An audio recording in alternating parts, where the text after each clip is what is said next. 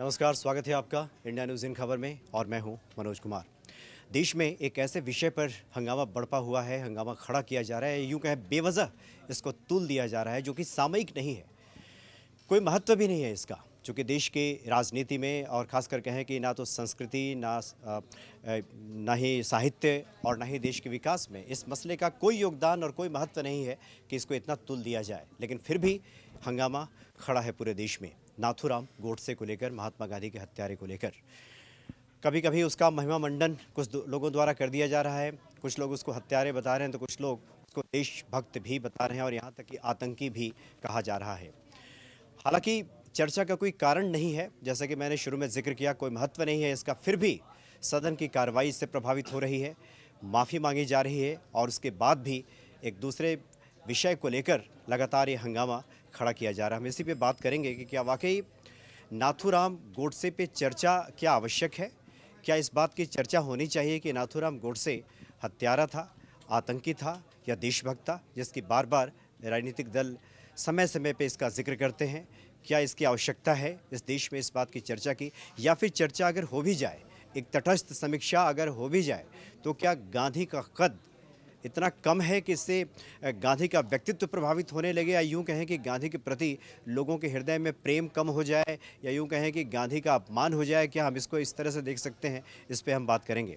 हमारे साथ विद्याशंकर तिवारी जी हमारे वरिष्ठ सहयोगी और ओम प्रकाश धीरज भी है। सबसे पहले आप ही से जानना चाहेंगे, पहले तो ये बताइए कि आवश्यकता तो नहीं है इस बात की, किस बात का जिक्र हो, चर्चा हो, कोई आवश्यकता नहीं है, लेकिन फिर भी हंगामा बरपा है, कारण क्या है? मुझे लगता है मनोज जी की चर्चा होने दीजिए। जब इस देश में देवी देवताओं की मूर्ति और प्रतिमा और पेंटिंग्स पे चर्चा हो सकती है और इतना ही लिबरल देश है कि उनकी न्यूड पेंटिंग्स बनाई जाती है, उस पर बहस हो सकती है, बन सकती है, तो इस पर भी चर्चा होने दीजिए। चर्चा में तो कोई बुराई नहीं है। अब बात ये रही कि आखिरकार आज ये हंगामा क्यों, तो दरअसल इसके पीछे जाएंगे ना तो पॉलिटिकल एजेंडा है, चाहे ये पक्ष हो चाहे वो पक्ष हो, दोनों का पॉलिटिकल एजेंडा है।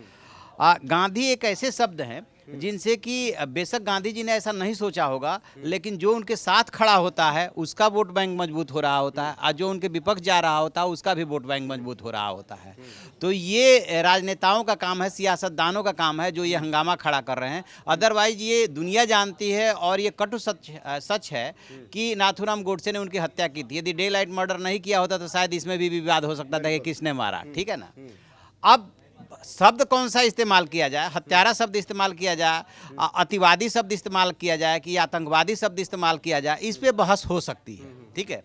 और अभी मैं जब आपने बताया कि ऐसे ऐसे बहस है तो मैं इसको देख रहा था। जो टेररिज्म वर्ड है ये लैटिन शब्द टेरर से आया है और जिसका ओरिजिनल अर्थ होता है डराना धमकाना, मतलब समाज में, देश में भय पैदा करना। तो उस लिहाज से यदि हम देखते हैं तो क्या नाथूराम गोडसे का ये मकसद था कि हम गांधी की हत्या करके समाज और देश में भय और दहशत पैदा करें? और दूसरी बात कि यदि उनकी विचारधारा से, गांधी जी की विचारधारा से वो सहमत नहीं थे, तो क्या उनको ये हक था कि वो उनकी हत्या कर दे? बिल्कुल नहीं, क्योंकि अपने देश का नियम कानून इसकी इजाज़त नहीं देता है। लेकिन यदि इस शब्द पे जाएंगे कि टेररिज्म, क्या उनको आतंकवादी कहा जाना चाहिए, तो मेरी एकदम दृढ़ मान्यता है कि इस शब्द का इस्तेमाल नाथूराम गोडसे के लिए नहीं किया जाना चाहिए। उसने उनकी अपनी एक विचारधारा थी नाथूराम गोडसे की। वैसे नाथूराम गोडसे के बारे में आपने भी पढ़ा होगा, तो उनके बैकग्राउंड में जाएंगे, देखिए जो कुछ भी हम सोच रहे होते हैं या खड़ा होकर के जो बहस कर रहे हैं, इसमें हमारी भी अपनी विचारधारा होती है। हम किस बैकग्राउंड से आए हैं, क्या पढ़े हैं, वो सब कुछ इसमें शामिल होता है। कौन सा हमारा संस्कार है, सब शामिल होता है। नाथूराम गोडसे के बारे में कहा जाता है कि उनके 3 भाइयों की डेथ हो गई थी, एक बहन बची थी और नाम उनका कुछ और था। उसमें उस समय ये मान्यता थी कि ऐसे ऐसे लड़की का नाम उस वक्त रामचंद्र गोडसे था और ऐसे ऐसे यदि नथ पहना देंगे, लड़की के रूप में पालन पोषण करेंगे तो ये जीवित रह जाएंगे, ठीक है। अब हो सकता है कि इसका भी असर हुआ हो कि एक महिला के रूप में, एक लड़की के रूप में आपका पालन पोषण हो रहा हो, आपके अंदर कुछ है कुछ और। तो ये जो अंतर विरोध है, मतलब परिवार के अंदर ही जो अंतर विरोध हुआ, उस सोच राष्ट्रवादी सोच। तो राष्ट्रवादी सोच में भी आदमी ये सोचता है कि मैं अहिंसावादी हूँ, मेरी विचारधारा सेकुलरिज्म की है तो मैं असली राष्ट्रवादी हूँ। दूसरा पक्ष ये भी सोच सकता है कि नहीं नहीं नहीं, मैं जो कह रहा हूँ ये राष्ट्रवादी है, क्योंकि ये मैथ तो कोई है नहीं कि 2 और 2 + 4 होगा, ठीक है ना। तो मैंने एकदम क्लियर कट कहा है कि यदि इस अर्थ में सोचेंगे तो नाथूराम गोडसे का ये कतई मकसद नहीं था। अदरवाइज गांधी जी के साथ जो उनके समर्थक चल रहे थे उनको भी वो मार सकता था, जो 2 महिलाएं साथ थीं उनको भी वो मार सकते थे, लेकिन उसने नहीं मारा। तो इसका मतलब मुझे तो नहीं लगता कि वो गोली चला करके या हत्या करके समाज और देश में भय और दहशत कायम करना चाहता था। जी, यानी आपके कहने का मतलब कि नाथूराम गोडसे हत्यारा था, घृणित कार्य किया, आतंकवादी नहीं कहा जा सकता। बिल्कुल नहीं इस पे हम लोग ऐसा मुझे जी, इस पे हम आगे चर्चा करेंगे। अच्छा ओम, आप ये बताएं कि फिलहाल अभी के परिप्रेक्ष्य में देखें, क्या ज़रूरत है इस बात की कि इतना हंगामा खड़ा किया जाए नाथूराम गोडसे के नाम को लेकर? कोई आवश्यकता है क्या इसकी? बिल्कुल आवश्यकता नहीं है, लेकिन और एक चीज़ ये कहीं ना कहीं गांधी को और ज़्यादा प्रासंगिक ही कर रहे हैं।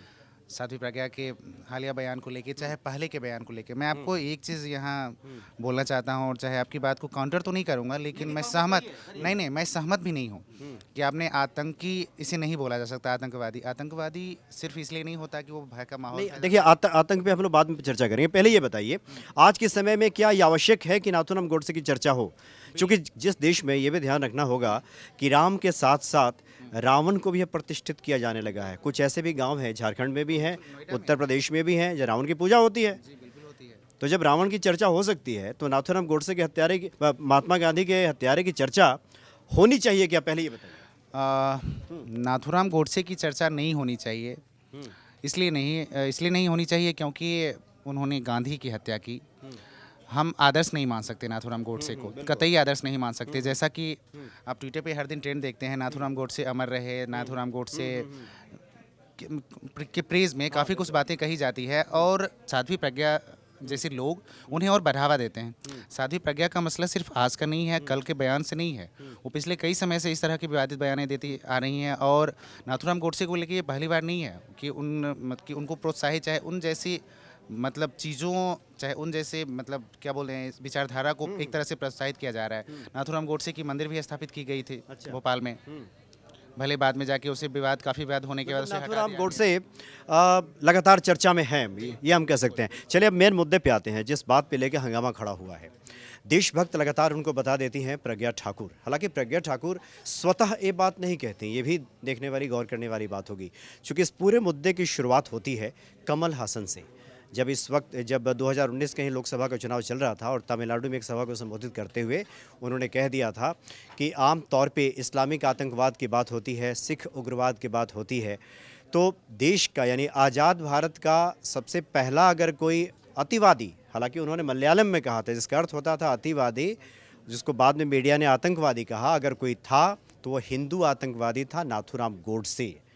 और उन्होंने इस बात का जिक्र इसलिए किया क्योंकि वर्धा के एक सभा में प्रधानमंत्री मोदी ने सभा में लोगों से पूछा था कि क्या आप 1000 साल के इतिहास में बता सकते हैं कि कोई एक भी हिंदू आतंकवादी हुआ हो?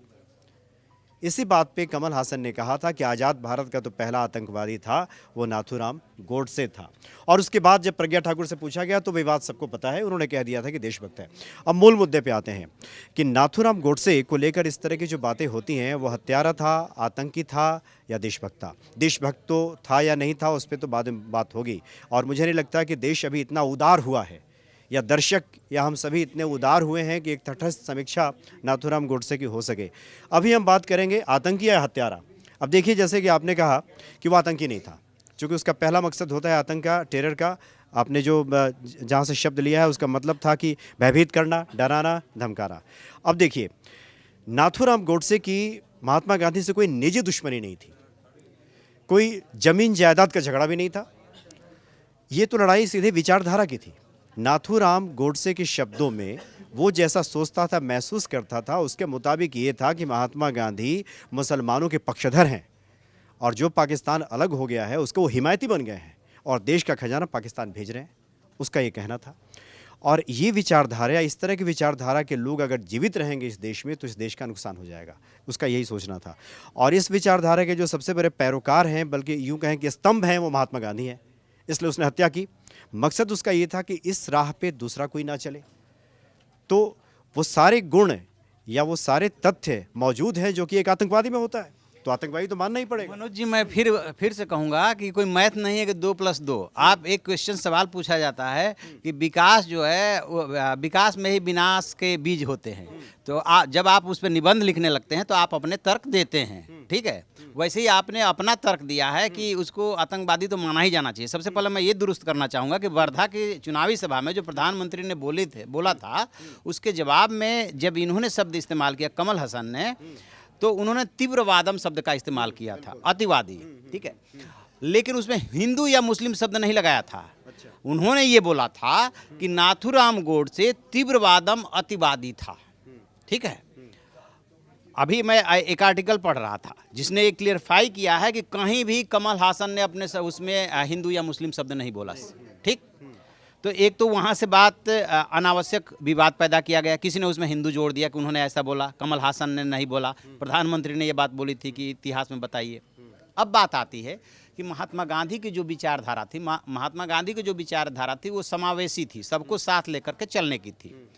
और नाथूराम गोडसे को ये लग रहा था कि आप जो है, जब हिंदुस्तान पाकिस्तान का बंटवारा नहीं रोक पाए, नुआखली में लाखों हिंदू मारे गए और उसके बाद भी आपने 55 करोड़ रुपया उनको दे दिया और अब भी आप जिद पे अड़े हुए हैं कि इनको इतना पैसा और दे दिया जाए, तो इस बात को बर्दाश्त नहीं किया जा सकता। अब मैं फिर कहूँगा मनोज जी आपसे कि इसको उसके एंगल से सोचिए। तो उसे ये लग रहा है कि मैं सबसे बड़ा देशभक्त हूँ, मैं अपने देश के लिए सोच रहा हूँ। महात्मा गांधी जी, आप बेमतलब की बात कर रहे हो, ठीक है। आपने 55 करोड़ दे दिया, यहाँ के लोगों के खाने के पास पैसा नहीं है, ठीक। अब उसने लगा कि इसी बीच में जो उनको मनाया जा रहा था, मतलब वहाँ जाकर के धरना वरना दिया था ना, जहाँ पे दंगा फसाद हो रहा था, उसके बाद लौट के आए थे वो कोलकाता में। तो उसे ये लगा कि यदि हम ये रहे तो ये पूरा उठा करके पाकिस्तान को दे देंगे। और ये भी बात किसी से नहीं छुपी है कि महात्मा गांधी को 3 बार मुस्लिमों ने मारा था, फिर भी वो मुस्लिमों का फेवर करते थे। ये भी इतिहास के आईने से है, ठीक है। हो सकता है कि इतिहास पक्षपातपूर्ण तरीके से लिखा गया, मैं उसका दावा नहीं करता। तो नाथूराम गोडसे के सोचने का और इंटरप्रिटेशन का अपना एक एंगल था। महात्मा गांधी की सोच बड़ी थी, ठीक है, समावेशी, सबको साथ लेकर के चलो। इसका मतलब ये नहीं कि महात्मा गांधी नहीं मानते थे कि दूसरा पक्ष एकदम दूध का धुला हुआ खरा भाई नहीं, उसमें कोई बुराई नहीं है, लेकिन उनकी कोशिश ये थी कि सबको साथ लेकर चलो। तो मैं फिर कहूँगा कि जैसे कि क्या होता है कि अभी आप रास्ते में जा रहे हैं और आपके जैसे अभी जो डॉक्टर के साथ हुआ है तेलंगाना में, ये घटना हुई, घटना के बाद आप सोचते हुए कुछ रास्ते में जा रहे हैं और रास्ते में कुछ ऐसी बात हो जाती है कि आप वहाँ पे भीड़ जाते हैं, तो इसके बैकग्राउंड में आपकी वो विचारधारा जो सोच रहे होते वो काम कर रही होती है। तो नाथूराम गोडसे जो सोच रहा था और इसके बाद इन्होंने 55 करोड़ देने का डिसीजन लिया और जो भी डिसीजन ले रहे थे, तो वो उत्तेजित, मेरा अपना मानना है कि उसको बहुत ज़्यादा भावावेश में आया। अब भावावेश में आने के बाद उन्होंने गोली चला दी, उसके पहले प्रणाम भी किया था। उसके बाद जेल के थाने के हवालात में महात्मा गांधी और उनके बेटे का संवाद भी हुआ है। संवाद में उसने कहा है कि मैंने अपने पिता को नहीं मारा है, मेरी उनसे कोई दुश्मनी नहीं थी। तो उनके बेटे जवाब देते, देखिए उनके बेटे का नाम मैं मिस कर रहा हूँ, उनके बेटे जवाब दे रहे हैं, वो कह रहे हैं कि आप मेरे पिता को मार भी नहीं सकते, आप उनकी विचारधारा जब तक ये सृष्टि है तब तक ही रहेगी, ठीक है ना। तो आपने एक विचारधारा की हत्या करने की कोशिश की है, लेकिन उसकी हत्या नहीं हो सकती। दोनों पक्ष का जब संवाद पढ़ेंगे तो लगेगा कि दोनों में तर्क है। तो इसलिए सिर्फ पॉलिटिकल एजेंडे के तहत कि वो आतंकवादी था, मैं इस शब्द से सहमत नहीं हूँ। पंजाब में जब उग्रवाद चल रहा था, आतंकवाद चल रहा था, जब उनको आतंकवादी लिखा जाता था तो वो मीडिया में जाकर के धमकाते थे कि आप इस शब्द का मेरे लिए इस्तेमाल नहीं कर सकते। मतलब सिख आतंकवाद ना कहें, ना आतंक, अतिवादी शब्द इस्तेमाल कर सकते हैं, ठीक है। तो आतंकवाद में, अतिवाद में, उग्रवाद में और हत्यारे में बहुत अंतर है। अब सवाल ये उठ रहा है कि प्रधानमंत्री के बोलने के बाद ही ये शब्द क्यों अचानक प्रासंगिक हो गया। प्रधानमंत्री ने बोला, उसके बाद प्रासंगिक हो गया। ये बात भी किसी से नहीं छुपी हुई है कि बीच में जब यूपीए का राज था, मैं नाम नहीं लेना चाहूँगा क्योंकि अनावश्यक वो दूसरे उसमें चला जाएगा, एफिडेविट बदल करके और शब्द का इस्तेमाल किया गया, ठीक है। तो ये पॉलिटिकल एजेंडे के तहत हो रहा। यदि वास्तव में हकीकत में जैसे हम लोग डिस्कस कर रहे हैं, हमारे एक ओम हमसे डिफरेंट राय रखते हैं, आप हमसे डिफरेंट राय रखते हैं, आपको रखने का पूरा हक है। हमारा आपका कोई पॉलिटिकल इंटरेस्ट नहीं है, लेकिन जो लोग ये एजेंडा चला रहे हैं उनका पॉलिटिकल इंटरेस्ट है और दोनों पक्षों का है। जो उसको देशभक्त बताता है उसका भी है और जो उसको आतंकवादी बोल रहा है उसका भी है। क्यों? उनकी वोट बैंक की फसल मजबूत हो रही है, फसल अच्छी हो रही है। तो इसमें पढ़ने की जरूरत नहीं है। ये पार्लियामेंट का खामखा टाइम जो है बर्बाद कर रहे हैं। महात्मा गांधी का कद बहुत बड़ा है। इनको जो है आतंकवादी या हत्यारा कह देने से महात्मा गांधी का कद कोई प्रभावित नहीं होने जा रहा है। और जब जिसका बड़ा कद होता है उस पर चाहे जितनी बहस कर लीजिए, राम और कृष्ण और चाहे दुर्गा और सरस्वती की जितनी नंगी पेंटिंगें बना लीजिए, उससे उनके कद पे कोई फर्क नहीं पड़ते हैं। वो पूज्य हैं तो पूज्य रहेंगे। जी हाँ, जी हाँ। अच्छा ओम, आप ये बताएं कि जैसा कि सर ने बताया कि हत्यारा तो हम कह सकते हैं, एक भूला हुआ नौजवान जिसने गोली चला दी भवावेश में, हम ये कह सकते हैं। लेकिन ये भी देखा गया है कि देखिए, आतंक का एक जो सबसे जो मूल वजह और कारण होता है वो होता है एक विचारधारा की लड़ाई ही होती है। जैसे कि उन्होंने भी जिक्र किया कि उसने कहा था अदालत में कि मैंने विचारधारा को मारा। गांधी से कोई दुश्मनी वैसे भी नहीं है, प्रणाम भी किया था। और आतंकवाद में देखिएगा कि आतंक का किसी व्यक्ति विशेष से दुश्मनी नहीं होती, वो एक विचारधारा के खिलाफ होता है, किसी सोसाइटी के खिलाफ होता है। हम एक तरह से कह सकते हैं किसी व्यक्ति के खिलाफ आतंक नहीं होता, वो नहीं होता। तो अगर परिभाषित करें तो एक व्यक्ति के खिलाफ भी हो सकता है और विचारधारा के खिलाफ भी, पूरे समाज के खिलाफ भी। यहाँ जो आपने डिबेट शुरू की थी उसमें उस टाइम ये था कि उसे देशभक्त माने, आतंकवादी कहे या क्या कहें। मैं इसमें बिल्कुल भी साध्वी प्रज्ञा या जो भी राइट विंग पॉलिटिक्स जो भी चल रहा है, वो कई बार उन्होंने कोशिश की है कि गांधी को एक तरह से उनकी विचारधारा को कम आंकने की, उनके विचारधारा के ऊपर हिंदू राष्ट्रवाद की विचारधारा थोपने की, ये सारी चीज़ें मैं कतई उससे इत्तेफाक नहीं रखता। और मैं हमेशा ये विरोध करूँगा क्योंकि एक जो निश्चित मतलब एक सर्टेन ग्रुप है, चाहे राइट विंग हो चाहे उनको बीजेपी बैक कर रही हो, अगर वो बार बार देशभक्त गोडसे को देशभक्त बोलती है कि गोडसे मतलब गोडसे ने अगर गांधी की हत्या की उसे जस्टिफाई कर रही है, एक तरह से बीजेपी बैक कर रही है उसमें। नहीं, हत्या को जस्टिफाई कैसे हो गया? देशभक्त उसे बोलना है, इसका मतलब क्या? देशभक्त बोल रहे हैं अगर, उसको तो जस्टिफाई करना ही हुआ ना कि गांधी एक तरह से देशभक्त था, जिसने मतलब गांधी की हत्या करने के बाद भी कुछ उसने वैसा बड़ा काम नहीं किया, उसने देश हित में कर दिया। देशभक्त का क्या मतलब होता है? देशभक्त देश की भक्ति के लिए उसने गांधी की मतलब गांधी की हत्या देश हित में किया। हाँ, देश हित में किया। ये कहाँ से देश हित की बात आ गई? और उसी बीजेपी अगर एक तरह से साध्वी प्रज्ञा को ढो रही है, आज जिस तरह से हमलावर हो रही है, कल राहुल गांधी ने आतंकी कह दिया साध्वी प्रज्ञा को, तो उसको लेके बीजेपी इतनी हमलावर है। और साध्वी प्रज्ञा ने देशभक्त बोल दिया, इसको लेके वो डिफेंड तो कर रही है, लेकिन इस तरह से भी नहीं कि वो साध्वी प्रज्ञा पे कुछ एक्शन कर ले चाहे हुए। तो आतंकवादी अतिवादी जिसमें बहुत मतलब ज़्यादा फर्क नहीं है। अंग्रेज़ बोलते थे अतिवादी उनको, अंग्रेज़ आतंकवादी बोलते थे। कांग्रेस जो उस टाइम जो इंडियन नेशनल कांग्रेस जो आज़ादी से पहले की, वो अतिवादी बोलती थी भगत सिंह को। तो बहुत ज़्यादा फर्क नहीं है। अतिवादी का तो अर्थ ही बने बनाए पैटर्न को जो पार कर जाए, जो आगे निकल एग्जैक्टली, जाए, अति अतिवादी है। अति सर्वत्र वर्जयते वाला, वो जो मूल अभी जो चल रहा है, जो विचारधारा है, उससे ज़्यादा अगर वो करने लगा, अंधविश्वास, अतिविश्वास, अतिवादी, ये सारी चीज़ें वही है। मैं बिल्कुल इत्तेफाक नहीं रखता और मैं उन्हें आतंकवादी तो नहीं कह सकता, उन्हें सॉरी मैं उसे बोलूँगा, गोडसे को मैं सम्मान नहीं दे सकता, कतई सम्मान नहीं दे सकता। बहुत से लोग दें उन्हें, मैं नहीं दे सकता, क्योंकि मेरे लिए लगता है कि गांधी ने जो किया देश हित के लिए, आज़ादी में उनका सबसे ज़्यादा योगदान रहा। उनकी हत्या करना इस डर से, क्योंकि उनके जैसे लोग भारत के लिए मतलब आगे चल के अच्छा नहीं करेंगे, पाकिस्तान के हित में बात करते हैं, ये सारी चीज़ें। सर ने बताया कि मुस्लिमों ने 3 बार हत्या की कोशिश की, फिर भी वो हिमायती थे। नहीं, तो सवाल तो ये भी है ना, देखिए वो सवाल सेकुलर थे और वो चीज़ जानते थे कि भारत को हिंदू मुस्लिम, क्योंकि बहुत ज़्यादा जितना पाकिस्तान गया उससे ज़्यादा तो यहाँ थे। नहीं, देखिए मुस्लिम की देखिए आबादी। सवाल ये है कि अगर नाथूराम गोडसे आतंकी नहीं था, एक व्यक्ति सिर्फ था और हत्यारा था, तो हत्यारे को तो सजा मिल गई, उसको फांसी हो गई, फिर घृणा किस बात की? चर्चा होनी चाहिए, विचारधारा देखना चाहिए। उसने एक विचारधारा ऐसी जन दी जिसको अभी तक लोग फॉलो कर रहे हैं। वही नहीं, आप गांधी की मतलब आप मानते हैं कि नाथूराम गोडसे एक विचारधारा का भी नाम है? एग्जैक्टली, नाथूराम गोडसे ने एक तरह से एक विचारधारा पैदा कर दिया है वो और उसी को फॉलो कर उस रहे हैं। विचारधारा को स्थापित करने के लिए उसने जो काम किया, तो क्यों ना हम उसको आतंकी माने?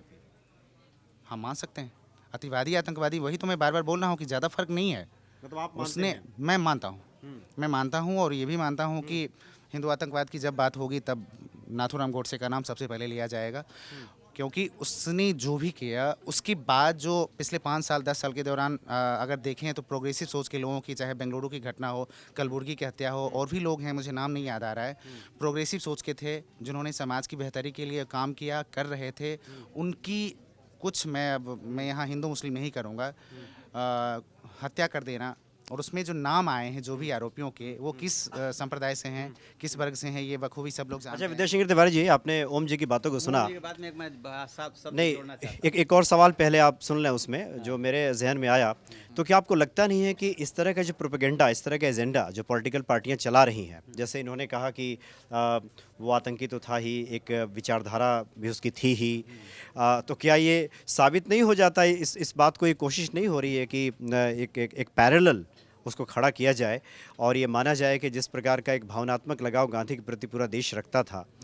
और उसके जो हत्यारे की महिमा मंडन तो छोड़िए, चर्चा तक गवारा नहीं करता था, चर्चा में भी लाना नहीं चाहता था, और धीरे धीरे धीरे धीरे उसको पदस्थापित करने में सफलता प्राप्त हो रही है। हम लोग ना जो है ना, इवन मीडिया भी ये जो नेता है ना और जो राजनीति है ना, उसके जाल में फंसते जा रहे हैं। उन दोनों पक्षों का तो अपना इंटरेस्ट सर्व हो रहा है। आप बात को समझिए। मैं ये पूछता हूँ कि महात्मा गांधी ने, वो जब भगत सिंह को फांसी की सज़ा हो गई थी तो लोग गए उनके पास कि उनके फांसी की सज़ा होने वाली है, आप लॉर्ड इरविन से बात कीजिए। महात्मा गांधी ने उसका क्या जवाब दिया था? भगत सिंह का क्या दोष था? इसलिए कि वो देशभक्ति के अतिवाद क्रॉस करके और उसके बाद बम फेंकाए थे या गोली चलाए थे, यही था ना। महात्मा गांधी ने बात नहीं की थी ना लॉर्ड इरविन से, ठीक है। अभी बेअंत सिंह की पंजाब के मुख्यमंत्री हुआ करते थे, उनकी हत्या हुई थी, उसमें जो हत्यारे थे वो पकड़े गए थे, उनको फांसी की सज़ा हुई थी, और अभी जो है उनकी फांसी की सज़ा माफ़ करके कम की गई है। कांग्रेस ने उस पर आवाज़ उठाया? क्यों नहीं उठाया? उसका मुख्यमंत्री मारा गया था, ये पूरी दुनिया देख रही है कि आतंकवादी है। मैं सिर्फ ये कह रहा हूँ कि ये पॉलिटिकल एजेंडा है दोनों पक्षों का। गांधी के बहाने यदि वोट मिलता है तो गांधी के बहाने वोट लीजिए। गांधी जब मैं शब्द इस्तेमाल कर रहा हूँ, इसका मतलब ये नहीं कि मुझे सम्मान नहीं है। गांधी जी हमारे लिए रिस्पेक्टेड हैं, गांधी शब्द इस्तेमाल हो सकता है, ठीक है। यदि गोडसे ने उसको, उनका अपना सोचने का तरीका था, मैं उसका भी शब्द बोल सकता हूँ, उनका भी बोल सकता हूँ, तो यदि उस सोच के तहत उससे लगा भावावेश में आकर के या अति क्रॉस करके उसने गोली चलाई और उसको फांसी की सजा हो गई, फांसी की सजा का तो देश विरोध नहीं कर रहा है, तो हम उनके भावनाओं पे, यदि आप मान लीजिए किसी का मर्डर कर देते हैं पर्सनल रंजिश में, तो क्या आप देशभक्त नहीं रह जाएंगे? क्या आप इस देश के नागरिक नहीं रह जाएंगे? या आपकी भावनाएं प्रभावित हो जाएगी? मतलब आप ये कहना चाहते हैं कि ये वाकई देशभक्त थे? कौन? उनकी भाषा, उनके उसकी अपनी सोच थी। मैं पूछ तो रहा हूँ कांग्रेस से, मैं पूछ रहा हूँ कि बेअंत सिंह के हत्यारे को सजा माफ कर दी गई, कम कर दी गई, कांग्रेस ने क्यों नहीं आवाज उठाई? तो मैं ये कह रहा हूँ, अब वैचारिक रूप से फिर आप मत, मैं ये कह रहा हूँ कि पॉलिटिकल एजेंडे के तहत ये सब हो रहा है। गांधी जी का कद छोटा होने वाला नहीं है। गांधी बहुत विराट व्यक्तित्व है। ये लोग अपने अपने वोट बैंक की फसल काटना चाहते हैं, इसके लिए ये सब झगड़ा पैदा किया जा रहा है। आप अतिवादी कह लीजिए, आप हत्यारा कह लीजिए, मैं एग्री हूँ। आतंकवादी शब्द मैं नाथूराम गोडसे के लिए इस्तेमाल करना नहीं चाहूँगा, ये मेरी अपनी सोच है, ठीक है। क्योंकि वो समाज में डर और भय नहीं फैला रहा था। वहाँ पे बहुत सारी भीड़ खड़ी थी, उसके पिस्टल में 6 गोलियां हो सकती थी। किसको मारा था? सिर्फ गांधी को मारा था ना। मतलब गांधी से ही था, गांधी को ही मारा था ना, उनके साथ चल रहे थे, उनके मतलब भी उसका गांधी से ही था। नहीं, आज के डेट में आतंकवादी क्या करते हैं, जहाँ से ये शब्द लिया गया है, मैं उस शब्द पे बात कर रहा हूँ। मास किलिंग करते हैं। आपके कहना, आपका यह कहना कि एक नहीं, वो अनेक लोगों की हत्या करते हैं, वो मास किलिंग है। समाज में जिससे भय एवं दहशत पैदा हो, समाज में जिससे भय और दहशत पैदा हो, यदि हम ऐसा कोई काम करते हैं जिससे भय और दहशत पैदा होता है, तब तो हम मानेंगे कि वो आतंकवाद है, ठीक है। अच्छा, उसके बाद भाग गया था क्या वहाँ पे? वहाँ से पकड़ा गया ना, फांसी की सजा भुगता ना। तो चलिए, कुल मिलाकर हम कह सकते हैं कि वैसे तो देखिए अदालत में भी इस तरह की दलीलें दी गई थी जिस वक्त केस चल रहा था, मुकदमा चल रहा था नाथूराम गोडसे पे। सवाल तो सिर्फ यही है कि क्या देश इतना कृतघ्न हो गया है? कृतघ्न का तात्पर्य ये है कि इतना एहसान फरामोश हो गया है कि गांधी का जो कृतित्व, जो व्यक्तित्व है और इस देश के लिए जो देन है, उसको हम भुला बैठे, या यूँ कहें कि इतना हम कमतर आंकने लगे हैं कि उसके हत्यारे की महिमा मंडन किसी भी बहाने करने लगे, कभी देशभक्त बता के, कभी आतंकी बता के, उसको कम से कम हम चर्चा में तो लाते ही हैं। क्या आवश्यकता है इस बात की? मनोज, मैं बीच में रुकूंगा। बताइए। देखिए, इस देश में ना पिछले 15 सालों से, 15-20 सालों से एक नैरेटिव चल रहा है। जब से ये मुस्लिम आतंकवाद शब्द आया तो कोशिश ये की जाने लगी कि हिंदू आतंकवाद शब्द को भी पैरेलल खड़ा किया जाए, ठीक है। उसमें 2-3 घटनाएं हुई, जैसे समझौता एक्सप्रेस ब्लास्ट, मालेगांव और एक आध घटनाएं हुई। जिसमें कि कई हिंदू भी पकड़े गए। वैसे तो आतंक का और हिंसा की कोई जाति नहीं होती, ठीक है, कोई मजहब जात कुछ नहीं होता है। तो ये नैरेटिव चलाया गया, ठीक है। ये भी हो सकता है कि जो पकड़े गए हो सही है, और ये भी हो सकता है कि जैसी राजनीति हो रही है और जो मैंने भी थोड़ा देखा सुना अनुभव किया है, उसमें कई बार बड़े उद्देश्य के लिए जब आपका बड़ा पॉलिटिकल एजेंडा हो तो हम और आप जैसे लोग उनके लिए बहुत छोटी, जैसे मुर्गी, रोज मुर्गे नहीं काटे जाते हैं वैसे हम लोग होते हैं मोहरे के तौर पे, तो हमारा इस्तेमाल होता है और इस्तेमाल करके उस नैरेटिव को चला दिया जाता है। तो ये भी हो सकता है कि नैरेटिव चलाने के लिए शब्द को गढ़ा गया हो। हेमंत करकरे की बेटी ने जो अभी किताब लिखा है, 45 मिनट तक वो रोड पे पड़ा रहा था। क्या महाराष्ट्र सरकार के पास, क्या वहाँ के व्यवस्था के पास ऐसे साधन नहीं थे कि आप उसको तुरंत असिस्टेंस पहुँचाएँ? अभी किताब आई है, ठीक है ना, उसके पीछे भी कहानी बताई जाती है। तो मैं सिर्फ ये कहना चाहता हूँ कि ये राजनीतिक जो पॉलिटिकल एजेंडा है, इसमें समझना बड़ा मुश्किल है, इवन हमारे और आपके लिए भी, जो मीडिया के लोग भी हैं, कि कहाँ पे हम लोग मोहरा बन रहे हैं, कहाँ पे आम आदमी मोहरा बन रहा है, और इसके पीछे का मकसद क्या है। क्यों तो नाथूराम गोडसे और साध्वी प्रज्ञा ठाकुर के मामले में बीजेपी एक दिन बैक फुट पे आई, और क्यों जो है दूसरे दिन फ्रंट पे आकर के लड़ने लगी। कहाँ से हवा पानी मिला कि आप पीछे क्यों हट रहे हो? जितना पीछे हटोगे, जितना कमजोर साबित होगे, उसके खिलाफ एक्शन करोगे, उतना ही वो तो तुम्हारे ऊपर चढ़ाई करते हुए आएंगे। तो ये राजनीति को समझना बड़ा मुश्किल है। अब बहस होने दीजिए। इस देश में बहस होने से भगवान का अस्तित्व खत्म नहीं हो जाता। बिल्कुल, और हिंदू वैसे भी काफ़ी उदार और हिंदुस्तान उदार रहा भी है। आपका आखिरी कमेंट दे दीजिए इस पूरे घटनाक्रम मेरा आखिरी कमेंट ये है कि बीजेपी को कार्रवाई नहीं तो कम से कम हिदायत। आप ये सिर्फ कंडेम करके कि मैं उनकी बातों से सहमत नहीं हूँ कि वो बार बार बोलती रहती हैं कि नाथूराम गोडसे देशभक्त हैं, हम सब गांधी के आदर्शों पे चलते हैं, ये सिर्फ कह देना काफ़ी नहीं है। उनके खिलाफ एक्शन नहीं तो कम से कम कुछ दिनों के लिए निष्कासन सही, चाहे वो कुछ एक्शन आप अगर लेते हैं तब जाके एक मैसेज आता है कि नेक्स्ट टाइम से कोई इस तरह की बातें करने से। और रही बात तो गांधी को और ज़्यादा प्रासंगिक ही कर रहे हैं ये लोग। गांधी एक विचार है, गांधी ऐसे हैं जिनको लोग देश कभी भूल नहीं सकता, उनके एहसानों को। हम सब, बीजेपी हो चाहे कांग्रेस, गांधी के आदर्शों पे चलते हुए यहाँ आई है। कभी उनसे इत्तेफाक रखती है, कभी उनके विचारों से इत्तेफाक नहीं रखती है, तो बहस तो चलती ही रहेगी।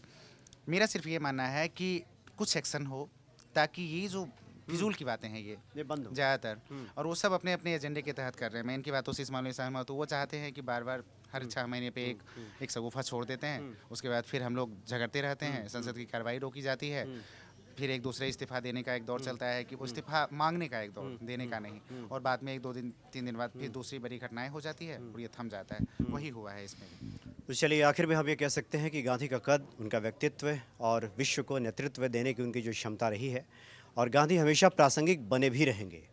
कहा भी है फादर कामिल बुल्के ने कि जब जब पूरे विश्व में चुनौतियां बढ़ेंगी तब तब गांधी याद आएंगे। इसलिए 2-4 आलोचकों और इस तरह के लोगों की वजह से गांधी को कमतर नहीं आंका जा सकता, या उनके पैडलर, उनके समानांतर किसी को खड़ा भी नहीं किया जा सकता।